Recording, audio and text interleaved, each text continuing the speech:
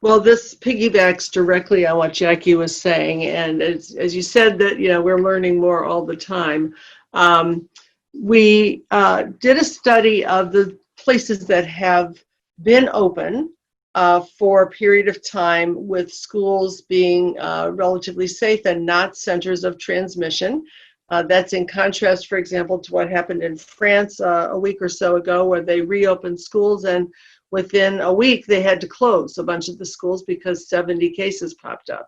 That's to the point that we were just hearing about, that the ability to track and trace and quarantine is paramount.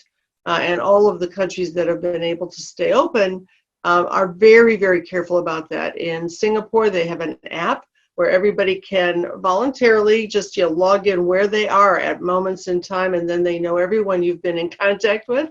And if somebody comes down with the virus, they immediately can contact all of the folks who have been exposed.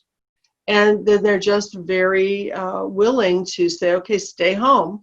If you've been exposed to anyone, it may be the number of days may vary to see if symptoms come up, but maybe as much as 5 days initially, and then if symptoms do occur, for longer. But we looked at Norway, Denmark, Singapore, China, and then Austria was just beginning to open up at that time, at the time we did the study. And Singapore, has since gone back into sort of what they called a circuit breaker, stopping the economy, but the cases that occurred did not come from schools. Because they could track every case. They knew that was not the source of the transmission.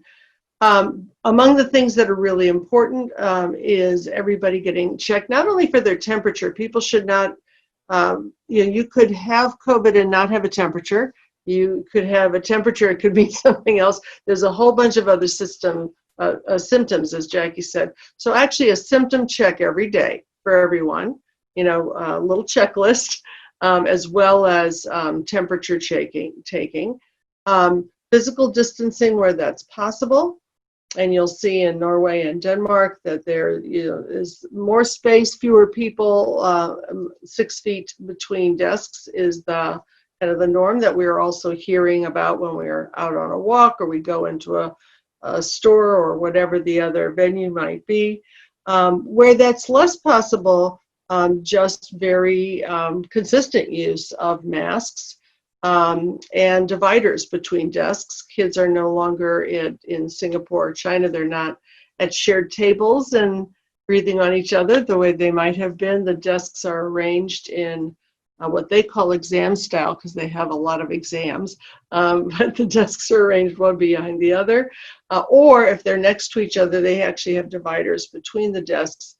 Children have gotten used to wearing masks from as young as 3 years old. That's a whole cultural shift for folks, to be able to do that. Often the kids are not changing classes. They stay in one place. The idea of keeping a small shared group is prominent. Stay in one place. Sometimes the teacher goes to the kids rather than the kids getting up and 1,000 of them running through the halls at once, or there are carefully staggered passing times so that kids can be socially distanced when changing venues. Start times and end times for school are also staggered so that everybody's not arriving all at once or departing all at once. Parents are asked to stay outside the school. In Singapore, they also talk to parents about symptom check and travel, whether they had been traveling, so that they kind of knew what was going on in the families. So being careful about that. Lots of opportunities for the outdoors to come in wherever that's possible, fresh air, keeping the windows open, keeping the doors open. Kids are typically encouraged to go out in small groups for recess and playtime. Cleaning, of course, is important, hygiene between for common use areas on buses, on playground equipment, having cleaning every day. In some cases, Kids are engaged in the cleaning every couple of hours to wipe down the door handles and so on. And of course, lots of hand washing and sanitizing. So those are some of the main features. And with these new routines and a lot of teaching and participation by kids in the keeping of a clean environment and a careful environment, some places are doing a very good job of keeping schools open. Great, Linda. Thank you for that important tour of what's happening around the world, particularly in certain countries that we might want to look at. Put that link into the chat box. So that would be terrific. Thank you. Excellent.